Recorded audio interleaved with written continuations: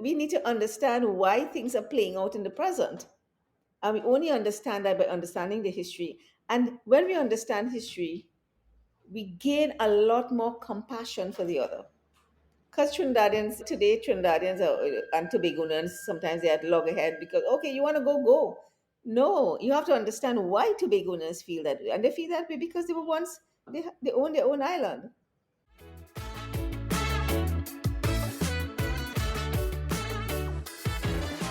This is the Moorish podcast, where Caribbean history meets culture and cuisine. Good morning, Sunity. Thank you so much for joining me today on the Moorish podcast. I'm happy to be here, Hema. Today, we're going to be talking about the history of Trinidad. Mm-hmm. And this is personal for me because that's where my family is from. But it's also personal for me because my guest today is my auntie. Mm-hmm. And before anybody starts to say why Trinidad and not Trinidad and Tobago, because they are one country, we are doing separate episodes for each island because they do have different histories before they came together to become one country. So today we'll focus on Trinidad. We may talk a little bit about Tobago in today's episode, but an entire episode on Tobago will come later. Before we dive right into it, introduce yourself and tell people a little bit about your work. Okay. I'm essentially a Caribbean woman. I identify as Caribbean, not just Trinidadian. I am a mother of two. These are my priorities in life. And I'm a career journalist. The one consistent professional engagement I've had is as a journalist, which I began at age 18. And I've gone the full gamut in journalism, all the way from journalist to editor, editor in chief, both in print, in television as well, head of news, director of news, and so on, media executive. And these days, I mostly do consulting work, and I add to that the responsibility of an independent senator in the Parliament of Trinidad and Tobago. And you also have association with the Lloyd Best Institute. Yes, I'm a director of the Lloyd Best Institute. I was the managing director for many years, but my daughter Carmel has taken on that responsibility, which is so thrilling to have the next generation choose to do that. So I'm part of the board. It's such an important institution. It is a gift from my husband, I think, Lloyd Best. And for him to have given us a quintessential independent space that is completely focused on Caribbean development is truly a gift to all of us, not just the family, but to Caribbean society. So let's talk about Trinidad. And to give it some context for anybody who doesn't know where Trinidad is, geographically, where is it? Yes, it's just down the archipelago. If you take the frame of reference being the North America near Miami, Florida, you come down from the Bahamas down to South America, and we're just above Venezuela, Guyana. So a little island there. And it was once part of South America.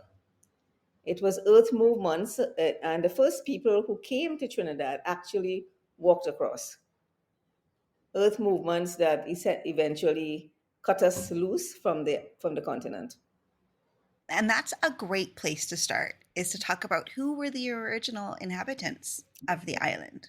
Well, I can introduce your viewers to Banwari. Banwari is, we now believe she's a woman, and her remains were found in the 70s during a dig between Trinidad and a collective of um, Trinidadian archaeologists and some archaeologists from Yale in an area called Banwari in South Trinidad.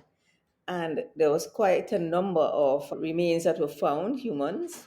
And Banwari is the one that we have under glass in at the University of the West Indies, and we honor her as the first because she's been dated to somewhere between 5,000 to 7,000 BC. So we see Banwari as the oldest. I call her the mother of Caribbean civilization. So these were the people who came, and over time, they some migrated up. Of course, they're seafaring people, canoes. You'll find a lot of settlement on coastal areas, but eventually, a lot of the people, many different groups came. We have the Warao, who some of whom are still here. They're more located in Cedros, which is closest to Venezuela. We have the Nepoyo people. Today, many of them are organized under a group called the Santa Rosa First Nations people. Um, One that I am particularly keen on, interested in, is the Carinapagoto people, because they settled in the port of Spain, what we call Mocarapo today. But the reason that I am really interested in them is that their leader, Bauconar, was the one who fought off the Spanish in 1930.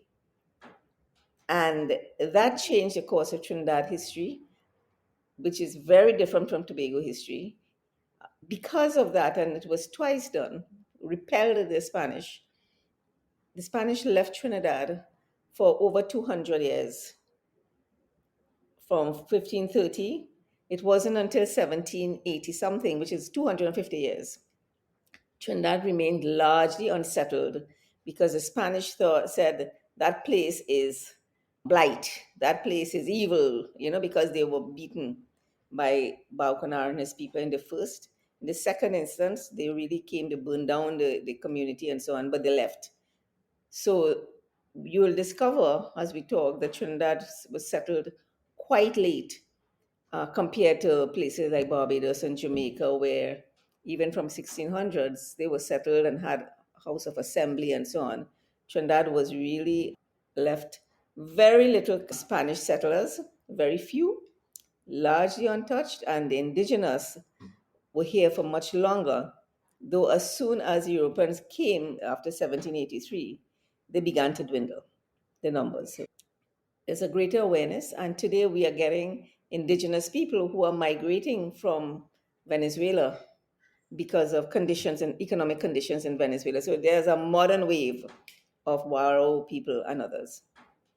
You said early on that Trinidad was geographically connected to South America and people would have walked over. Mhm. And now people from the same region are making their way over Mhm. to Trinidad. Yes, there has always been that relationship between South Trinidad, especially the southwestern tip of the country, and Venezuela, has always been, remains one of continuous connection. And I have this wonderful story of going to Cedros, which is that area that is closest. It's like 7 miles from Venezuela, and going to interview somebody there. And I was told, hold on a little, she'll be back soon. She went supermarket, and I waited. And the woman arrived on a little pirogue. She had gone to Venezuela. All her goods, all her products were in Spanish, her detergent and everything, because that's where she shopped. There's always been a very strong relationship.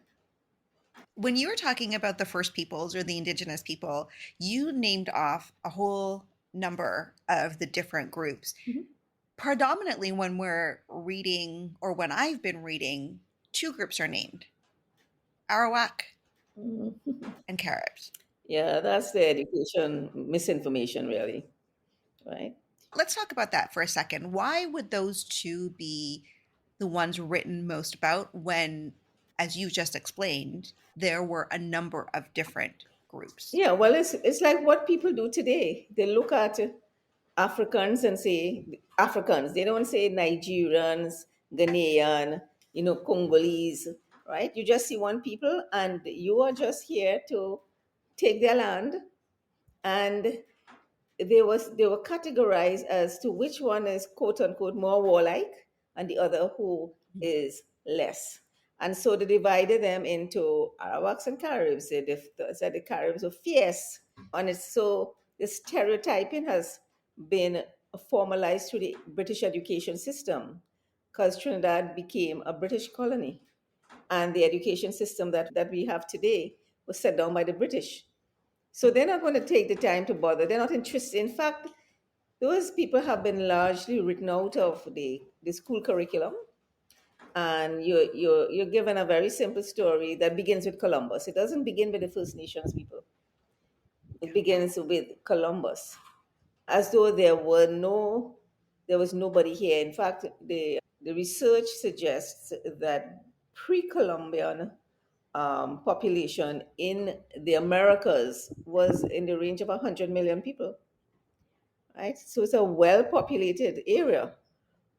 The fact that you could land there and see nobody virtually, you could see nobody. Today we talk in terms of colonizing space, right? And people think they can just go plant a flag and say declare it in the name of whatever country or whatever um, business they operate, and they just put something and claim it. And so humans have not evolved that far in terms of acquisitiveness. And that's why in this podcast, I like to start as far back as we can and acknowledge all of the people that lived in the different Caribbean islands prior to quote unquote discovery, because that's a big part of our history. And it's important not to forget that. Yeah. Well, I just call about three communities, and I don't even like to talk about them in terms of tribes, because if I were to ask a North American today what tribe you came from, which is what I have sometimes done, and they get very confused. They don't see themselves as a tribe, and I have to say, well, what are you? Is your antecedent Swedish, German? Is it Irish? Is it African? Tell me your tribe. And we call these people members of a tribe, but we don't see that all it is ancestry. But in Trinidad, there were many groups, and they survive today in the names of different villages and towns. So you would know Shoguanas, but there was a group called the Shaguanis, and their name has survived in the name of that area in central Trinidad. There are groups called Arawaks, right? Those are the Arawaks, Arawak, and its name in Aruca in Trinidad, right? So you go through the places. We have many. I'm from Tunapuna. I'm in Tunapuna. I'm from Balmain, Cuba, but I'm in Tunapuna, and Tunapuna is an indigenous name of that means that I think it's a place of water because we have the Tunapuna River.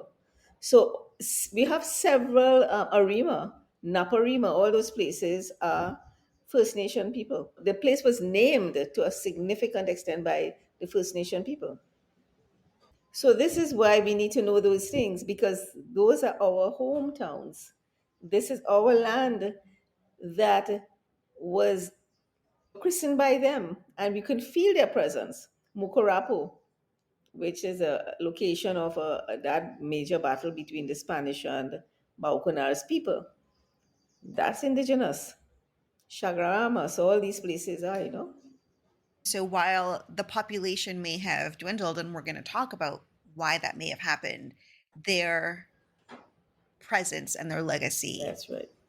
still remains and is stamped in the history. I think the world is becoming, we hope, more aware of history, how it plays out in the present. And so you can actually feel these people coming to life. And people are more open to the idea, the whole genealogical interest that people have in who are they when they test their DNA. People never used to say, well, I have indigenous or First Nation in me, because they didn't know. They will just say, I'm Indian, African, or European. Because for a long time, our history was cast in those terms. But there is an awakening of everyone who has been around our table, who was there first. We joined them. So, I mean, that could only be a great thing. For a long time, and this is my personal experience growing up in Toronto and Canada, is there was a lot of shame around my, for me personally, my history and my background because of racism and because of misunderstanding of who we were. are. Mm, And so I grew up living what I consider two lives, my inside life in my home and my outside life, where I didn't talk about my religion, my background, anything mm, as a form of self-preservation. yeah. Well, that's true of people living in Trinidad. In that, very many Trinidadians will tell you, regardless of race, the Indians are constantly here referring that shame that you mentioned is captured in their memory of hiding their roti in school when at lunchtime, because that was not considered sophisticated. If you were sophisticated, you will come with a sandwich, bread, Mm. and even if it's just butter in it, because it betrayed who you were behind the doors at home. And we can explain that because in the case of the Indians in Trinidad, the Presbyterians from Canada, actually, the missionaries who came from Canada, we had, of course, the Catholics. We had the Catholics came with the French and the Spanish. The British came with Anglicans, but the Presbyterians came here on missions to modernize the Indians in particular, and they started the schools. They started schools to encourage Indians to become educated. And one of the conditions virtually was you change your name, you embrace their religion and their way of life. And so this issue of cultural disconnection it's a policy position. It wasn't just an attitude, it was a policy position. And today you will recognize the names because people will say my name is Errol or my name is Suzanne, but then they will tell you they have a Hindi. They would not have said that to you as part of a name. They have a Hindi name, and it might be what they call their Rasi name or the secret name or the middle name. But officially in the school system, you would have that. And of course, many parents, and may even be most parents, would go along with that because it was the only option to give their child a chance for an education and an education to escape the life that they had, the life that the parents had of poverty, of injustice, and of being scorned. They did not want that for their children, so they will shut down their children's instincts towards belonging and being in that culture. They would not. A lot of young people, a lot of people talk about with regret that they did not learn their parents' language because their parents would speak it for secrets. But that's not really the reason. Yes, of course, people will if they don't want the child to understand what they're saying, they will go into another language. But they saw the child learning that language as a hindrance to moving up in the world. Because if they went to school, the school would beat that out of them and teach them to speak English. In fact, English was a condition for voting. The very first election that we had in Trinidad, if you could not speak English, you could not vote. But that was a very limited election, which only about 6% of the population qualified to vote. We are marking that 100th anniversary this year, actually. So all the incentives were for you to abandon your culture and embrace the culture of the other in exchange for the possibility of a better life.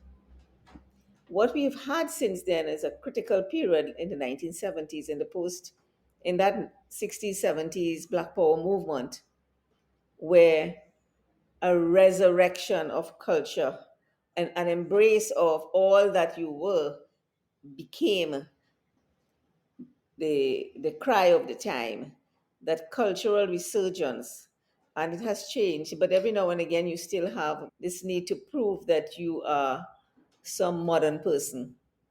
Thankfully, being modern means being, I would think, more aware, more in touch, more knowledgeable, not part of who you are. I think all of what you're talking about is we can sort of lump into, and I don't like to lump it into one thing, but the generational trauma is real Mhm. and it's been passed down. And unless you dig into it, for a lot of people, they don't understand what that trauma is, Mhm. but it is passed down in the family and it shows up in different ways, Yep. in maybe in shame or in not understanding or wanting to appear to be something different than you are. And I think that now, as you were talking about, people are becoming more aware and embracing the history, but not everybody is. And Mhm. hopefully, some of what we're sharing today will encourage people to embrace it and look into what their family lineage is. Well, many people are afraid, because trauma is something that blinds you to only to self obsession. You become obsessed with your feelings. You are traumatized. But the idea, and you are a victim, but the idea that whoever caused that trauma, that you recognize that person did it, it blinds you to their trauma. And it blinds you to how they too are victims. And all of you are victims going back in time to what I call the original sin, right? And so that it this to break the cycle of trauma is to understand. It requires understanding. It requires forgiving oneself. It requires forgiving the other and going before the other to understand what happened to you, and the other to say what happened to you, and understand that there are forces at work here, that the society does not create the space to help you to understand you. And so what we have is a replication of trauma. When is that cycle broken? It's broken the moment you understand that this trauma is bigger than me. There's a lot of history in Trinidad from people who, I'm putting this in quotes, discovered the island, came to the island. And a lot of that really changed the culture and shaped Yes. what Trinidad is today. You mentioned earlier that a lot of the history books talk about Trinidad from the time Columbus discovered it. And a lot of people talk about Trinidad as that being the beginning of history. Yeah, because that's what they're taught in school. Remember, the books that we had in school were written by Europeans. They were writing our history, sending it to us in a package called a book. Okay, and what you knew about your history, you left it outside the school. You get to the school door and you leave all of that, what your parents are telling you about who they are and what you do, and you're required to leave it there. And you join a school where the objective is to put you into a cultural mainstream that denies three quarters of who you are in order to prepare you for your role as a good colonial, right? A good clerk in a government system where the power resides abroad, not here. You are just a cog in a wheel that is moving along at the hidden hand of some power abroad, the king's hand or the queen's hand. The issue is that our history has come back to us by in books via self-serving colonial powers. And it starts with when they think they discovered, right, the place. A place that was totally populated, as you know, in Canada, America, and the US, Central America, South America, and the Caribbean, fully populated. Very interesting people, very evolved people. If you look at the Incas and the Mayas and so on, how their architecture, their political systems, and all of this, it has taken many, many historians who have an interest in these communities to do the work, but that work doesn't necessarily find its way into the school system because the schools you have to it's the work of academics and researchers, and you have to have an interest. And right now the Caribbean is in the throes of trying to make sense of an education system, and how do we transform the education system, because we are seeing what a half education does to the development of the Caribbean, and we can't solve our problems because we're not being educated in our real lives. So I that's for another story. But okay, Columbus arrived in Trinidad and on his third visit in 1498. His first arrival was in 1492 in Hispaniola, which is the island that is today known as divided into Haiti and Dominican Republic. And that was a horror story in itself, the arrival in Haiti, in Hispaniola. There's a lot of, but the history is that Columbus didn't necessarily come off and land in Trinidad. It's his vessels, and he looked at what he saw were the three hills and called it Trinidad in the name of the Holy Trinity. Every version of history is challenged, but that seems to be the most plausible one. Because look how many islands he had to name, right? Caribbean has hundreds of islands. And that's 1498. Over time, well, there was a papal bull that Portugal and Spain had, and all they did was draw a straight line in what this is what the world looks like, and that half is yours and this half is mine, and we fell in the Spanish half. And so, over the next couple of few years, they sent out somebody who would be responsible for Venezuela, Guyana, Trinidad, that area. So they will just move across very easily. There was some trading. Trading always goes on, right? Between if you land and you're Spanish in and you're headquartered in a place like Caracas or somewhere or on the coast, you're going to use the indigenous people for helping you. You get them on your side. You give them some little knives and so on, and they had this ability to dive deep for pearls. They can go down and they can stay underwater for a long time. Their lung capacity was tremendous. And so you were getting pearls in exchange for a little piece of iron, metal knife or something. The Spanish wanted to come up to the north of the island by Chagaramas there in that little bay area. And they were hearing scary things about the ferocity of that particular group. That's the Karina Pogota group led by Bauconar.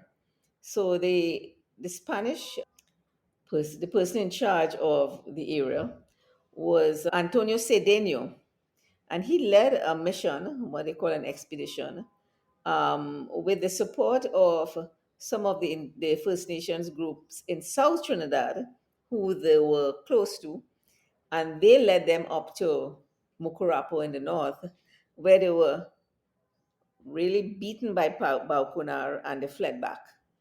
The- and then they came, I think, the next year, and they brought their horses and they came in the night and they burned down the people that lived in the north in the what they call thatched hut. They used the carrot leaves and so on as their roof, burned down the place. But it was a ferocious enough battle. It destroyed the community, but it was bad enough that the Spanish went back and said, That place is problems, that place is blight, it's evil spirits, and so on and so forth." And they left Trinidad alone. Trinidad was a small island, and they were in Guyana and Venezuela. They're not going back there.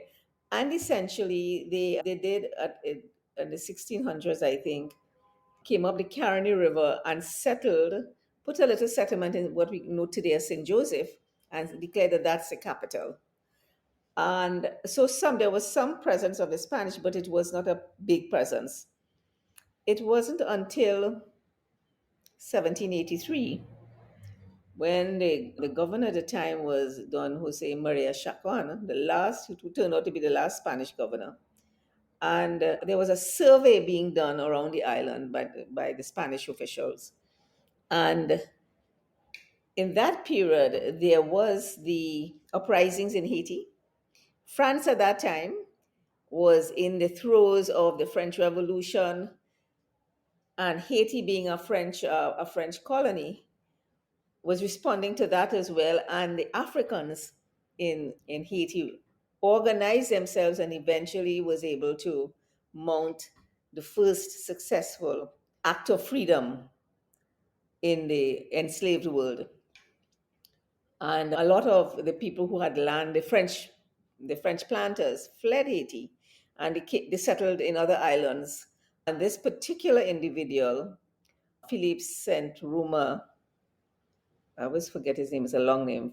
He came to Grenada and he came across to Trinidad while they were doing the surveying and discovered going through the island how fertile, untouched the island was, how much space and land it had that was available, and thought, wow, but this is a gift because other islands were getting exhausted planting, I mean, for 200 years planting sugar and planting sugar cane. And the thing about the European planters is that they did not even need to innovate to improve their yields. They just moved on to fresh land. The lack of innovation was quite extreme.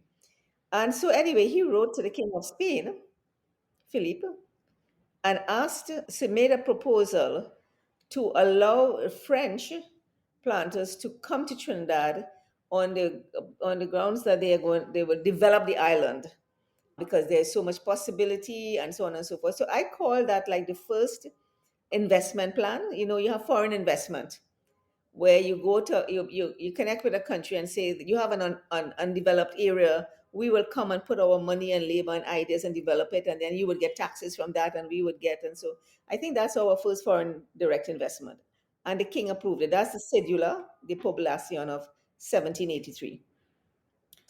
That cedula laid down the conditions under which the French could come and settle Trinidad, and that changed the trajectory of Trinidad's progress. I want to ask a couple of questions about that period from the discovery in 1498 all the way up to, you said that there were some battles. How did Spain and the people of Spain interact with the indigenous population? Throughout the Caribbean, they were considered heathens, and depending on what their response to you was, how they dealt with you, you were either docile and you were co-opted, or you were to be killed off because you were a warrior. And throughout the Caribbean, there were individuals who stood up and fought the British. I call them our first freedom fighters because in Haiti we had the interesting story of a woman who became the chief because her husband and his brother were both killed off in that first encounter when Columbus came. He was there for a while, then he left to go back to Spain to announce this discovery, and the people had gold and so on, and left his brother, Diego. And Diego was a brute, and there was this incident where he invited all the chiefs to come to, this was in Haiti, right? To come to a feast, and everybody came, and then they set the thing afire. They killed off the chief, and so Anaconda, the wife, became the leader. And then there was Hatwe, who fled to Cuba and actually so resisted when he was captured. He could have saved his life by converting to Catholicism, and he said he'd prefer to die, and they burned him. You have in St. Vincent, Joseph Chatoyer, leader of what we call, some people call the Black Caribs, but they're the Garifuna people. They're the indigenous who mixed with the Africans, and he led his people in a rebellion against the British and won, right? And in Trinidad later on, in the years after, we have Baukunara, as I mentioned before. We have Hayarima, who was a tremendously high quality strategist, military strategist. In today's terms, you will call them military strategists because they plotted the survival of their people. So this is not a simple story of acquiescence or invisible people. These were people who put up a tremendous fight across the region to save their people, to protect their lands. And these people ought to be elevated. We should know all their stories and honor them. Certainly in Trinidad, what Baucunar did is held off Spain for 250 years. And that changed the people. We are very different. Trinidad is very different from many other islands. who had a much longer period of European colonization because of Bakunar. You just gave rough dates, right? From 1498 all the way through to 1793 when 83 years, 83. Mhm. 1783, Yeah. sorry, when not much was happening Well, in Trinidad. that is also the period of when the Spanish introduced the encomienda system, right, where they would corral the indigenous to put them to labor on these wherever they are in the fields. And these are people who that was not their way of life. They weren't organized labor. They were people who lived free, who engaged each other, whether they're fighting each other or they are friendly with each other. But they had a view of life that was very different from the European system that was essentially capitalist, the exploitation of labor of many for the profit of a few and for the enrichment of their societies. And the encomienda system was brutal. A lot of them died. They could not handle that system of forced labor and gang work.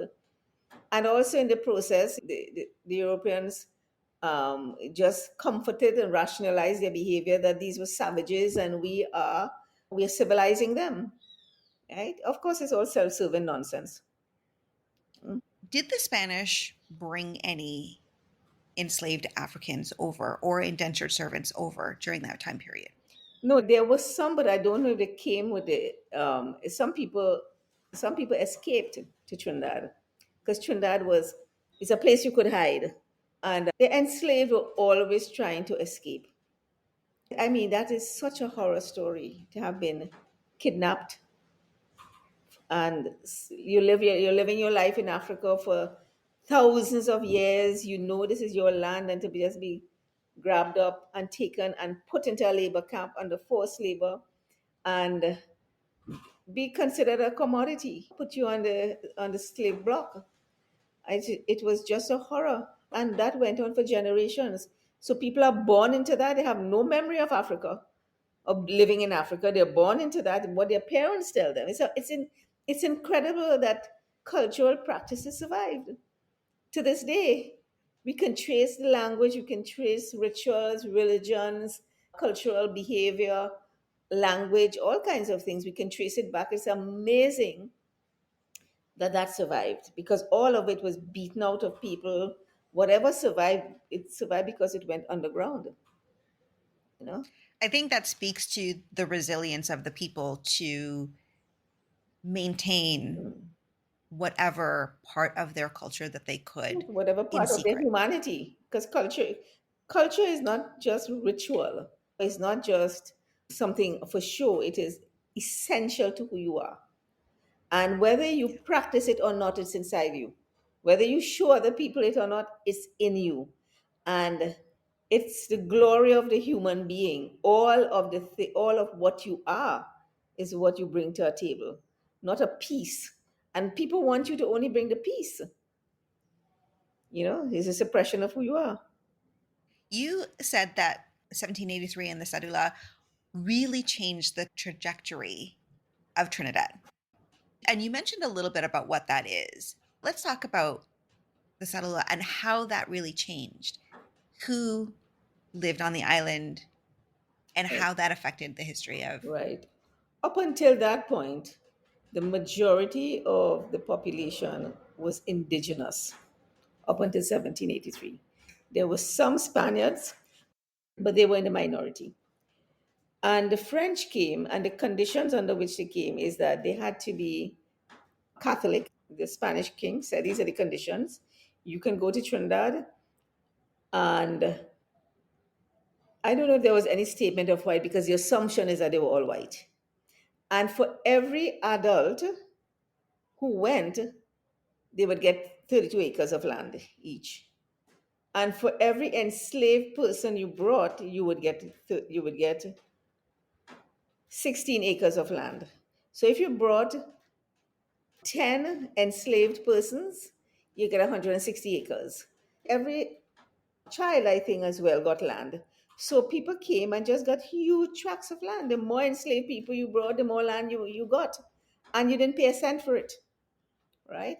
And so it was like this new land, and there was this rush to come here, and it attracted the French with their enslaved people. But by virtue of the fact that each family would bring more Africans than white people, the population very quickly moved from the indigenous being the largest population to the Africans being the largest population. But they were without power, right? And the elite in Trinidad moved from whatever few Spanish there were, because of course the governor was Spanish, to the French planters. And so, and the topography and the cultivation of the land from being virgin forest very quickly changed to clearing the land for sugarcane plantation. Later on, you would have cocoa plantations and so on, but at that point, it was sugar. So the land change, and this happened overnight. This wasn't a gradual evolution. This was a dramatic alteration of what had existed since 1498 and what existed before 1498. The French were a totally different type of person to the Spanish. So obviously, at that point, they brought the French and African um, culture into Trinidad. One of the things that happened in that period was the emergence of calypso, the storytelling to song, right? But very quickly, no sooner had the French settled in that period from 1783 right through the 80s, then the British arrived in 1797. It was in this short space of 14 years, the British arrived, virtually walked from St. James, that area in St. James, up to Laventille Hill, and there was a peaceful transfer of power because Chacon just handed it over to the British commander, Abercrombie. And we have Abercrombie Street in Port of Spain and in St. Joseph and so on. He was the leader of that battalion that came to Trinidad. So think how much happened in Trinidad in an intense period of 14 years. It moved from being Spanish, uh, populated largely by indigenous, but underpopulated in the context of how much land there was to the number of people. And then it became the French. The French arrived with all their pomp and pageantry and the style, and they could once again feel comfortable because they were the lords in Haiti until they were beaten out and had to escape with their all the servants and the enslaved people. Now you have this hothouse. In Trinidad, in my mind, that period, it's like a lab. And interestingly, the British did not change the laws to Britain's laws for a long time. And you have now a place where the law is Spanish, the country is claimed and owned by the British, the elite and moneyed class is French, the majority of the people are Africans, and you have the indigenous who are the original owners and namers of the place. And that, I think, is the thing that has defined the personality of Trinidadians to this day. Because unlike Barbados and Jamaica, where the British had settled since the early 1600s, I think they had a planter assembly. This is like your parliament of that time, but only the rich people were in it. And therefore they had representation, political representation, where they'd always be fighting with the king for less taxes and more things and so on. Since the 1620s, it's a settled society, it's ordered, we are in charge, we are the planters, you are enslaved, you are doing this. Trinidad was in this living lab of so many different people, peoples as they would say, and they were all in a state of negotiation with each other. To this day, we still have that. You have people who are the majority, and they say, we are the majority, but we don't have economic power. The other one has economic power, but we are a minority. We don't have the numerical power that politics gives you. The other one is who is in charge with laws, And so we have that contestation And of course, the Indians came within less than 50 years. Indians arrived in 1845 and added to that concoction because they were hunting for another source. Once the slave trade was officially ended in about 1807, 1809, that period, then you had other sources of labor you're looking for. And then emancipation came in 1838, though most people emancipated themselves from 1834 because they wanted to keep them in an apprenticeship system, keep them as enslaved as we're giving you a time to adapt to freedom. Of course, they're milking you. So it was an intense period where you also got Chinese who came and added to that mix. And it gave birth to me the cultural fertility, the creativity, but also a kind of maddening environment of who is in charge here. Nobody's in charge really. You have this, but you don't have that. I have this, you don't have that. And that negotiation has continued. It's a wonderful thing, but it's also a nightmare to manage. You can't, that society becomes difficult, and it's wonderful. When we come to respect each other, we may negotiate our way to a genuine harmony and a kind of society that could really it's a kind of microcosm of the world, because of course they're all the Europeans who were here. They weren't a monolithic group. They were always fighting each other. The Spanish didn't like the French didn't like the British. The Dutch would be in that mix. Sometimes the Germans would come in, and you had big battles. When Shakan was there in Port of Spain, where the British would land and they will declare, they meet me at midday and we're going to have a big battle in the street. And Shakan had to put his body between the French and the British because it's all about honor and all those crazy things that would go on. So it is such a unique space in the Caribbean. People always talk about Trini, the Trini personality, but that to me, that's what it comes from. Is I can draw a straight line from that to who we are today. I want to take a quick step back because one of the things that I think is important to understand is when you talked about the French, they weren't coming from France. Hmm. They were already living elsewhere in the Caribbean. Hmm. Right. Europeans like to live the myth that they were still in France, right? But because until Haiti happened, they could pretend that the French Revolution wasn't touching them. They were in paradise. They had enslaved people to their heart's content, how many they wanted, and I mean, they lived for the arrival of the ship that will bring the jams and the finery for the women to wear. What is the fashion in Paris this season? You want that, and so on, and so, because they were making money. I mean, sugar was king in the world. The world had not had that taste of sugar. When sugar hit Europe, it was like bigger than gold. Everybody had to have it. And they became instant millionaires. And of course, there's a lot of history in terms of how the sugar wealth is what fueled the Industrial Revolution and gave Europe that head start on everybody. It is based on money coming from the Caribbean and other places, but largely from the Caribbean. And so when we talk about reparations today, that is why we're talking about reparations. You exploited us, you took everything for free, enslaved people, you owe them that money. It's interesting that we're talking about the French right now because typically, when you think about the colonizing of Trinidad, it's often talked about as the British, but the French were the first. Until fairly recently, the language of Trinidad was French patois. And in fact, we have a lot of phrases, words like lanyap, which means give me an extra, right? If you look at the dictionaries of Trinidad language, you'll find a lot of it in that. Piti popo, talking about, oh, piti popo, a child. It's a small baby, right?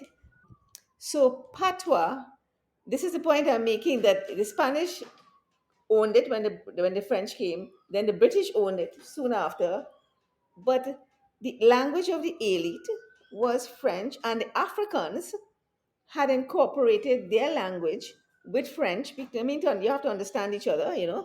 you have to communicate with, they might not have understanding, but they have to communicate.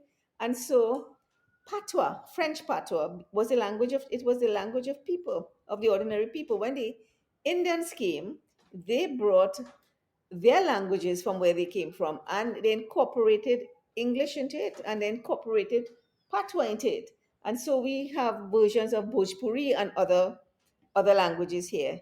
And so people would be talking and slipping in and out and adding a few words here. So what a lot of research has gone into the language in terms of the linguistics. We have researchers like Dr. Peggy Mohan from Trinidad. She lives in India now. She has done a lot of work in Bhojpuri because she did a lot of interviews. She captured a generation that was probably the last generation speaking the language. And that material is available for anybody who wants to read her work. And you have other people who've done, like Lise Weiner. She has a Trinidad dictionary of, these are it's all languages, things that we just say and we didn't know where it came from. So yeah, the French culture, in fact, is ascribed to the carnival that we have today, that it was the Africans who mocked. The French would have their masquerade, right? And their masquerade balls. And that would be a ritual that they would all have their fancy. And then the Africans will be, they're working and doing all the labor for these balls, of course. They see what's going on. And then they would put on their own show and they would be mocking. Because these women wore, when you look at some of the carnival traditional masks, the French women here were dressing with all this big skirts and so on, and part of that in the costume. And they would put on things, they would put stuff, their clothes underneath to mock them. Right? And so we have carnival. It is not French in origin to say we are copying the French. It was how the Africans interpreted what they're seeing, and they added elements of their own, like Mokojombi. The Mokojombi is African, right? And many other characters that we have. So that a whole new culture emerged out of all these strands that is uniquely Trinidadian. And in this period, you could talk with comfort about Trinidad because Tobago was not part of Trinidad, the country of Trinidad and Tobago. But Tobago was a target of European settlement long before Trinidad. They had been settled. Tobago changed hands among Europeans. I think I'm not sure, but it could be about 60 something times because everybody it's seized upon Tobago as a point for if going up the Eastern Caribbean, right? So they were settled, they were growing sugar long before. So when you see today's issues between Tobago and Trinidad, where Tobagonians are calling more and more for autonomy, is because they have a memory of being on their own. They were only twinned in Trinidad because the planters became bankrupt, and the British government just figured, okay, the easiest solution is twin them to Trinidad. So that we need to understand why things are playing out in the present. And we only understand that by understanding the history. And when we understand history, we gain a lot more compassion for the other. Because Trinidadians, today Trinidadians and Tobagonians, sometimes they are at loggerhead because, okay, you want to go, go. You don't need to be part of it. No, you have to understand why Tobagonians feel that way. And they feel that way because they were once, they own their own island. Yeah, that's what they want. And they're different culture. They have a different culture, and that's why we're doing the history of each island separately for this very reason. They have their own histories, they have their own culture, they have their own memories Hmm. of what happened in the past. And I want to just go back really quickly because you talked about the enslaved Africans were then mocking the French Hmm. in the to start carnival. And then at some point carnival was not allowed or Yes, because we had the criminalized. Cambodia riots, right? Now, there was a particularly, I would say, cruel policeman here in Trinidad, a British policeman called Captain Baker. And he's associated with two really horrible, almost depraved incidents. And one was the Cambodia riots, and the other was the Hussein rebellion, right? Some people say Hussein riots, rebellion. We can call them what we are. These are resistance, act of cultural and humanitarian resistance by people who were trying to express their humanity. What does it mean to be human? The capacity for joy, the capacity for self respect, for being who you are and expressing all of those things. The Cambule was in full play. It had been going on for a while. Came down on them with a very heavy hand. What happened in that period was the outlawing of drumming. The British were terrified of drumming because they suspected that messages were being passed in the drumming. And of course they were. Why would you not send messages by drums to communicate across from one hill to the other, from one community to the other? You use all the means at your disposal. And so they banned the drumming. And that's how, when the drums were banned and people started to go to the tambu bamboo and beat that, and then eventually led to the birth of the steel pan, right? Which is a whole new adventure in our self recovery. So the Kambule riots, and a historian, a really good historian, Maureen Warner Lewis, she was doing a lecture this week, and she explained that people think that Kambule is corruption of Canbrule, which is the burning of the canes, because that is near the crop time, right? Is a sugar crop where people you would burn the fields to get rid of whatever is living in it, and then you cut the cane, you send it, you squeeze it, the sugar out of it, the cane juice out of it to make sugar. And she said, no, that word comes, she says, Kambula or some, a word like that, that means procession, comes from a part of Africa. And I'm inclined to accept what she's saying, first of all, because she's a real serious researcher. And it makes sense. The Kambula riots occurred in Port of Spain, near Duke Street, and I think you went to it when you came to. It was an early morning when you came to Carnival in Trinidad. Very early. It was, in fact, the Cambule celebration was this morning. On the Friday before Carnival, every year they reenact. There's a reenactment of that Cambule riot. It's a tradition to go. It's because it starts before dawn. It's a tradition to go and see the play, a theatrical performance of it. So that was a pivotal moment in the attempt to suppress carnival, to suppress a people's expression of humanity, but it did not kill it, right? It has survived. And more, it's more elaborate than ever, and it's world famous and all of those things. So we're so thankful for those people who were prepared to die, you know? And that was in the late 1800s, right? Yeah, 1880. 1880, I think, around that period. In that same period, we had the Hussein riots because the Indians who were brought to cultivate the land under conditions of indentureship, they would come to Trinidad and they would be assigned to an estate. And the British, as they have done in many other countries, they practice an official policy of divide and rule.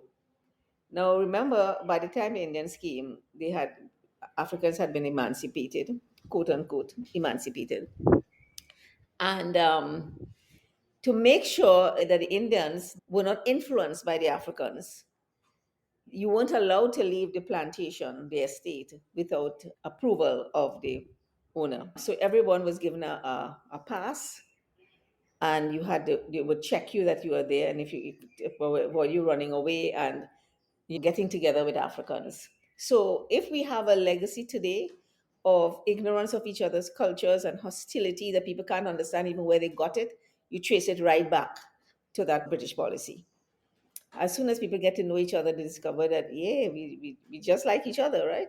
But the Indians had been having their Husay every year in parts of Trinidad. And on that case, they passed a proclamation, the British authorities, that there is to be no procession.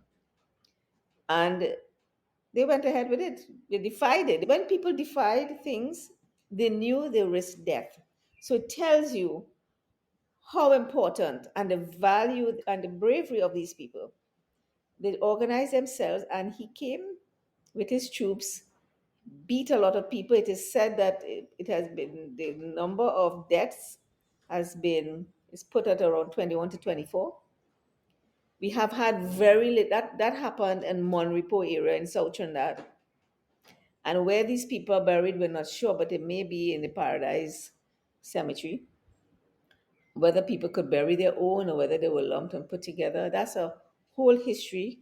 People can find those accounts in work done by Dr. Kusha Haraksin and Dr. Kelvin Singh, among others who have written substantially about it. So when people say that Trinidadians never fought for their freedom, that we were just handed it on a platter by the British, that's a myth perpetrated by the British through the education Mhm. system. And those are just high profile cases. Resistance was continuous all the time.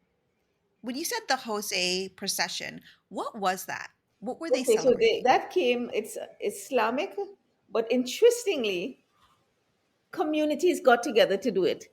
It's two princes from the Middle East who had been killed, and on that in that period, what people do is they build beautiful floats that they go out on the street with in memory of these two princes. They call these floats tajas. They are beautiful and finely crafted. And people go out in the street and they dance, and it's spiritual. It's not like the carnival fete, but it's the same, comes out of that same acknowledgement of humanity and of art and of symbolism and so on. Tajas are made to touch each other, and that's the high point. And at the end of it, they are thrown into the sea. The biggest processions survive in St. James in Port of Spain, and thousands of people go out to look at Jose with the tassa music, and the procession. And it's also in Cedros, we have Jose, and to a smaller degree in other parts of the country. But those are the two main ones. I've never been to the one in Cedros, but I've been to the ones in St. James. And because St. James had a lot of indentured, and it was a place of, they grew a lot of sugar in St. James, as you would find when you go to St. James, which is on the outskirts of Port of Spain. You will look at the street names, and the Indian presence are in the street names: Benares Street, Bengal Street, and so on. You talked about the immigration of other people. So Chinese came over as laborers. Hmm. We had the indentured servants after slavery and emancipation, the indentured servants from India, laborers from China, but Well, also the, there the were other China, the people. China sugar, the experiment with bringing Chinese was not very successful. The Chinese went into trading, and you would see them all over Trinidad. You have what we call the Chinese shops. So the Indians were the most successful attempt at replacing African labor for sugarcane. And they came with their own understanding of agriculture. And there was some attempt to bring some order and better conditions to Indians, but that didn't always work. Some people were still kidnapped and brought, but a large number of people chose because they saw opportunity to leave conditions, and because they were told that you will be paid and you'll be indented for a period of 5 years, and if you want to go back home after that, we'll give you a passage back home, and if you choose to stay, I think the later negotiated land. It didn't happen at the beginning, where you'll get some land, and you will see that the Indians weren't always given the best lands, because one of the reasons that the architecture, it is shown in the architecture how Indians built a lot of houses on what they call stilts. In Port of Spain, in North Trinidad, you see a lot of flat houses. And it used to stand out because they were building, in a lot of cases, in mangrove and swampy areas. That's the kind of land they were given. So they had to put the building on stilts. They weren't building bungalows, right? Later on, the value of having an under the house, when you have plenty family and children and so on, it became something of the architecture, but it was really at the beginning of the kind of land that you were on. Because the bungalows that were built by the Europeans here, they were sprawling houses, and they tended to be a little way off the ground, maybe a foundation that had a couple of steps, but it tended to be sprawling at the beginning. after let's step up. So you see all these there are reasons for everything, and very often logical, common sense. People had no template for settling this land. They just settled it in terms of what the land suggested to them was possible. With all of these different people that made their way, lived, were brought, were kidnapped, were enslaved on the island, how does that show up in what the culture is today and the food is today? Yeah, one of the things, to me, the biggest expression of it is the creativity of the people. Trinidadians are not, they're not factory produced. They don't like, they love to be allowed to do their own thing. And this is why, to a great extent, we have to design an economy for creatives, not for public servants. Because a lot of people, even if they have a job in the public service, they're doing something else after hours, something that is their passion, their love. They're making a mass, they're acting, they're singing, something else, but the economy is not shaped for them. The economy comes from the plantation economy. And so we do have serious economic problems because of that, the kind of economy that was created by the Europeans here. And we moved from sugar, which was a monoculture. Then we went to cocoa when sugar failed. So we had our short period of cocoa barons. And the most prominent expression of that are the Magnificent Seven, the houses around the Queen's Park Savannah, where people, you're going to see these things like castles. One of them is what used to be called a Stallmeyer Castle. It's now been acquired by the state and it has been changed back to its original name of Killarney, I think. So some people made a lot of money from cocoa, and then we got a blight, which is broom, which is destroyed the cocoa and pauperized a lot of people. And then after that, oil. So we've only had always one product to earn foreign exchange and wealth.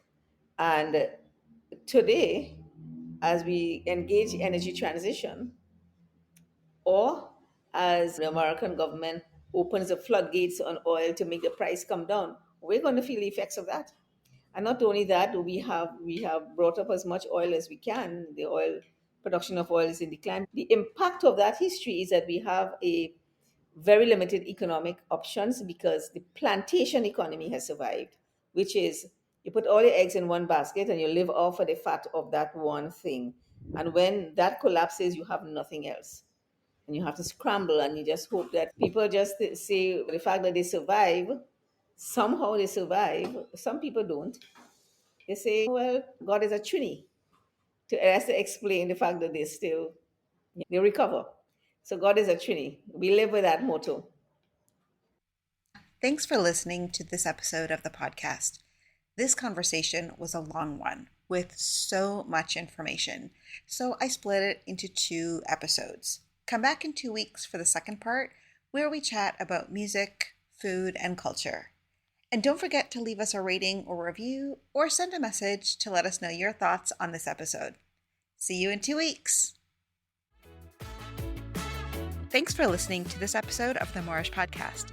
Connect with us on Instagram, YouTube, and TikTok at the Moorish Podcast. See you for the next episode.